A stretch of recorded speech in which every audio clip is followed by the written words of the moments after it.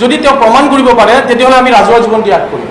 আৰু যদি তেওঁ প্ৰমাণ কৰিব নোৱাৰে তেতিয়াহ'লে তেওঁৰ যদি অকণমানি লাজ আছে, অকণমানি বোলা চৰম বোলা বস্তুটো আছে, তেতিয়াহ'লে তেওঁ বিধায়ক পদৰ পৰা তেওঁ ৰিজাইন দিয়ক। অখিল গগৈ ডাঙৰীয়াই ক'ব বিচাৰিছে যে এই এনিমেল এক্টিভিষ্টবিলাক বিজেপিৰ হৈ পেলাই কাম কৰি আছে, তেতিয়াহ'লে তেওঁ আমাক দেখুৱাই দিয়ক, তেওঁ আমাক প্ৰমাণ দাঙি ধৰক, আমি তেওঁক এইখিনি প্ৰত্যাহ্বান জনাইছোঁ। একাংশ লোকে যে ব্ৰইলাৰ প্ৰেমী বুলি কৈছে বা পশুপ্ৰেমী নহয়, আচলতে অখিল গগৈ ডাঙৰীয়াই এষাৰ কথা ক'লে যে এওঁলোক আচলতে পশুপ্ৰেমী নহয়, এওঁলোক ব্ৰইলাৰ প্ৰেমী, আৰু ব্ৰইলাৰটো বৈজ্ঞানিক পদ্ধতিৰে সৃষ্টি কৰা হয়, খাব পাৰি।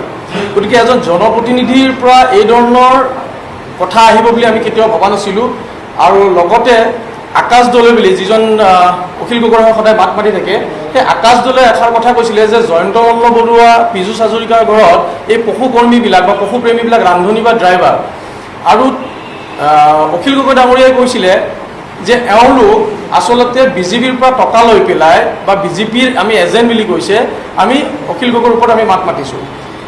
আচলতে সম্পূৰ্ণ ভুল। অখিল গগৈ ডাঙৰীয়া তেওঁ এষাৰ কথা ক'ব বুলি আমি কেতিয়াও নাভাবোঁ। তেওঁৰ কি মানে মূৰৰ কি মানে ঘটিছে তেওঁ জানিব।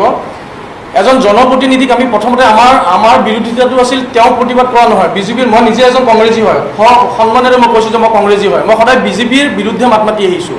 কিন্তু অখিল গগৈ ডাঙৰীয়াই আজি সজাইছে যে মই বিজেপিৰ এজেণ্ট। গতিকে অখিল গগৈ ডাঙৰীয়াই প্ৰমাণ কৰক যে আমি বিজেপিৰ পৰা টকা লৈছোঁ বা বিজেপিৰ হৈ পেলাই আমি ওকালতি কৰিছোঁ বা বিজেপিৰ কাৰণে মাত খাৰ দিছোঁ।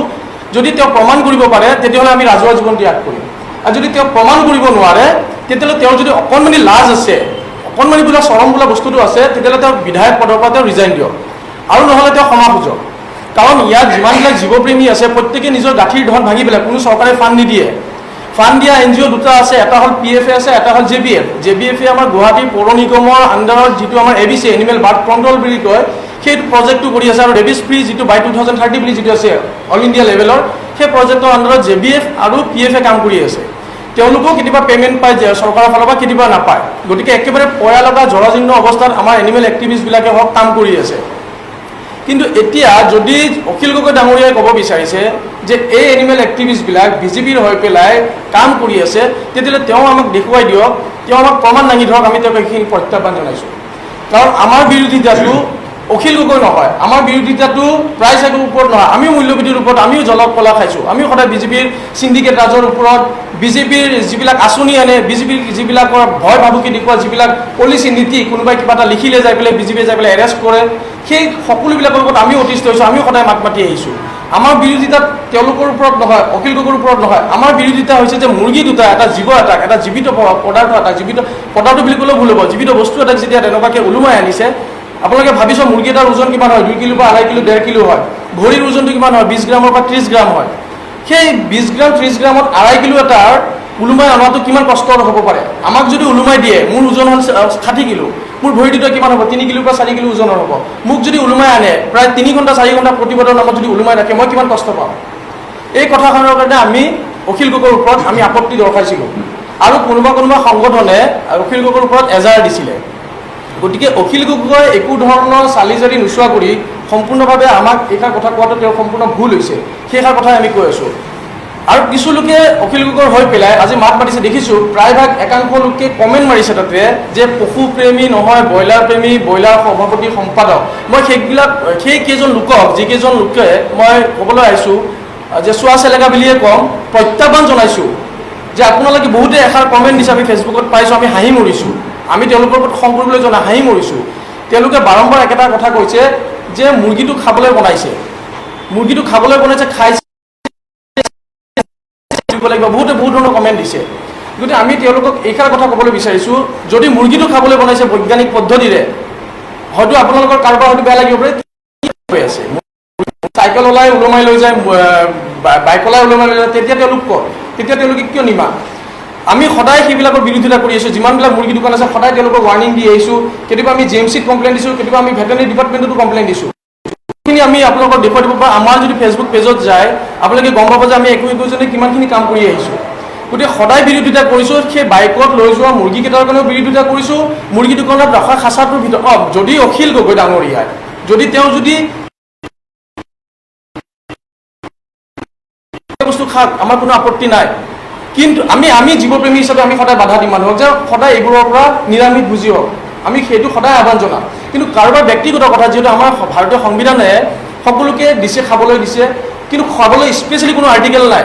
আৰ্টিকেল 21 দিছে লাইফ টু আপোনাৰ ৰাইট টু লাইফ বুলি দিয়া আছে। আৰ্টিকেল 21 দ্য ইণ্ডিয়ান কনষ্টিটিউশ্যন কৈছে ৰাইট টু লাইফ, মই কেনেধৰণে জীয়াম, কেনেধৰণে খাম, কিন্তু মোৰ ওপৰত ডিচিশ্যন ল'ব। গতিকে সেই আৰ্টিকেল 21টোক আমি ভাইলেট কৰিবলৈ যোৱা নাই। আমি কেৱল বিৰোধিতা কৰিছোঁ অখিল গগৈ ডাঙৰীয়াৰ দৰে যিমানবিলাক মানুহে এনেকুৱা ওলোমাই লৈ যায়, সেই সকলোবিলাক মানুহৰ প্ৰতিহে আমাৰ বিৰোধিতা। আমাৰ কোনো অখিল গগৈ প্ৰাইচ হাইকৰ ওপৰত, মূল্যবৃদ্ধিৰ ওপৰত যি প্ৰতিবাদ কৰিছে তাৰ ওপৰত আমাৰ বিৰোধিতা নহয়। বিৰোধিতা হৈছে মুৰ্গীটোৰ ওপৰত। মুৰ্গী বুলি নহয়, যিকোনো জীৱিত প্ৰাণীক তেনেধৰণৰ ওলোমাই লোৱা যদিও আমি সদায় তাৰ বিৰোধিতা কৰি আহিছোঁ। সেইখিনি আমাৰ মূল ক'বলগীয়া কথা। আৰু আকাশ দলে ডাঙৰীয়া, কমিশ্যন ৰাজ, তেখেতক মই আপোনালোকৰ মাধ্যমেৰে জনাই দিছোঁ, তেওঁ এটা ভিডিঅ' দিছিলে আকাশ দলে। তেওঁৰ সেই ফেচবুক পেজটোৰ তলত যাই পেলাই কমেণ্ট চালে হ'ল যে তাৰে 99% তেখেতক গালি পাৰিছে, কমিশ্যন ৰাজ বুলি কৈছে। আৰু অখিল গগৈ ডাঙৰীয়াক কওঁ, তেওঁ যে আজি বা বহুতে একাংশ লোকে ক'বলৈ বিচাৰিছে যে এওঁলোকে গৰুৰ সময়ত কিয় নিমাত। আমি সদায় আপোনালোকে চাব যে গৰু চিণ্ডিকেটৰ সদায় বিৰোধিতা কৰি আহিছোঁ, কুকুৰ চিণ্ডিকেটৰ সদায় বিৰোধিতা কৰি আহিছোঁ। আজি অসমৰ প্ৰায় 80% কুকুৰ বাটৰ পৰা নোহোৱা হৈ গ'ল। এই অমাত জীৱকেইটাক লৈ পেলাই দাঁতিকাষৰীয়া অঞ্চলত যিবিলাক আমাৰ চুবুৰীয়া ৰাজ্য আছে, সেই ৰাজ্যবিলাকত বিক্ৰী কৰি আছে, কুকুৰৰ মাংসৰ বেপাৰ কৰি আছে। আমাৰ কুকুৰ ইয়াৰ পৰা মিজোৰাম গৈছে, নাগালেণ্ড গৈছে, মণিপুৰ গৈছে, ইভেন আমাৰ কুকুৰ চাইনা পৰ্যন্ত গৈছে।